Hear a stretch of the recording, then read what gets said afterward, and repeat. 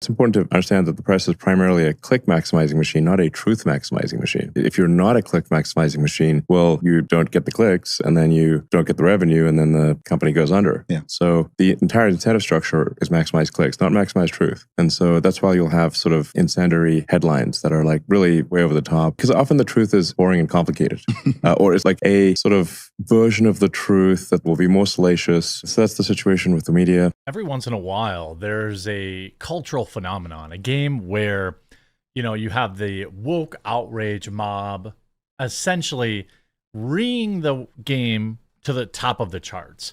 The best, most recent example of this was, of course, Hogwarts Legacy, which the real world saw for maybe the first time, many people, just how small this online outrage mob really is. If you were on Twitter at the time, tweets boycotting Hogwarts Legacy were getting 100,000 likes. If you didn't know any better, you would think the whole world was boycotting Hogwarts Legacy, except the game went on to sell more than 10 million copies relatively easy and was a worldwide smash success.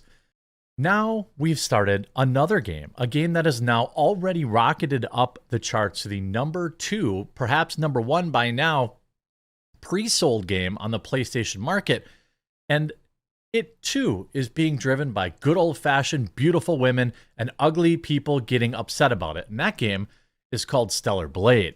What's interesting is just how they're actually handling the backlash. They're not covering up these women. They're not making them ugly, which is what Western game devs like to do. They're doubling down on it. Just keep saying how difficult the female body is or whatever. These seem to be doing just fine. I missed when femme fatales weren't being downgraded by sweet babies. This tweet has 5 million views, 10,000 likes. Or never forget Shift Up's other games. You see, like, ESG leftist Puritans, the $500 million in sales built on jiggling T's and A's. Yeah, because Kim Kardashian is a leftist. I mean, this is, you know, where we are. Generally, it's people who are unattractive on the inside that don't like, you know, beautiful women, men and women, you know. All these views of people have, which not always positive about unrealistically beautiful characters. To this end, the director bluntly admitted, honestly, when I play a game, I want to see someone who's better looking than myself. Based. I mean, imagine how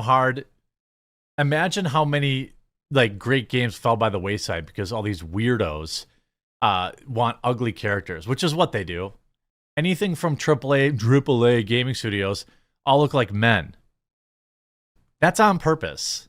So shout out Stellar Blade. I'm not pre-ordering it, but I am if the reviews from my trusted sources say the game is good, then I'm buying it, I'm streaming it, I'm enjoying it. I hope you enjoyed this video.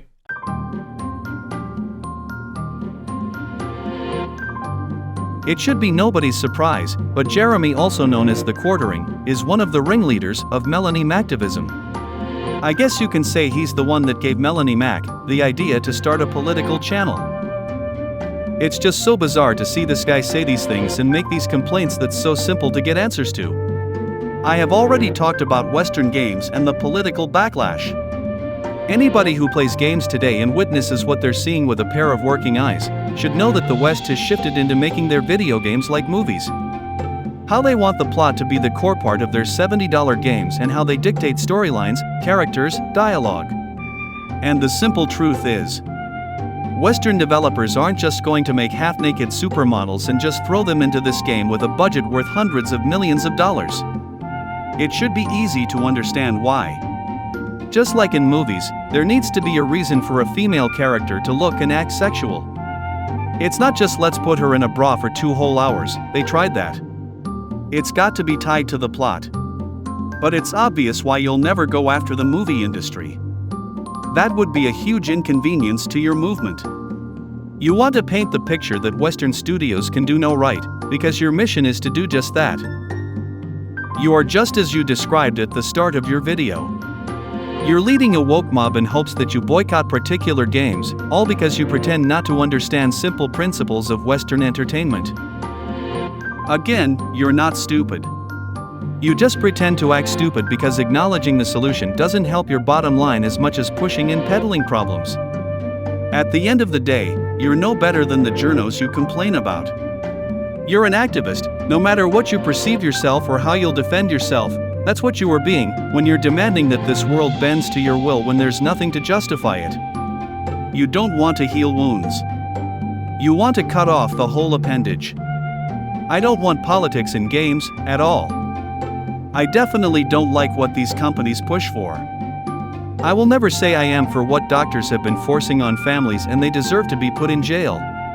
But you want to punish game devs for something they're not guilty of. You're not being genuine. In a free society, we should be able to marshal our facts and marshal our statistics, and we should be able to make an argument based on that. And if people want to make those arguments, great. If not, then frankly, they shouldn't be part of the argument because they're no longer making an argument, they're making an emotional appeal. If anybody says to you that you're a racist, sexist, bigot, homophobe for making an argument based on facts, then they have exited the realm of the decent discussion, and you should not be having a conversation with them. It's a waste of time. So in the end, let's get back to at least trying to predicate our opinions on something called the truth. And people like to conflate their opinion with the truth. They say it's my truth, which is idiotic. There's no such thing as your truth. Right? There's just the truth and there's your opinion. If it is your truth, I can immediately assume it's bullshit. Okay? The truth is a fact that can be verified and that can be backed up.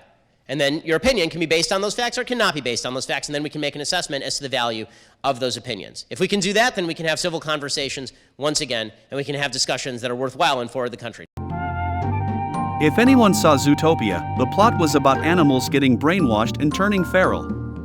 But as it turns out, Mayor Bellwether was the one that created the problem in the first place and used it in order to further her own political career.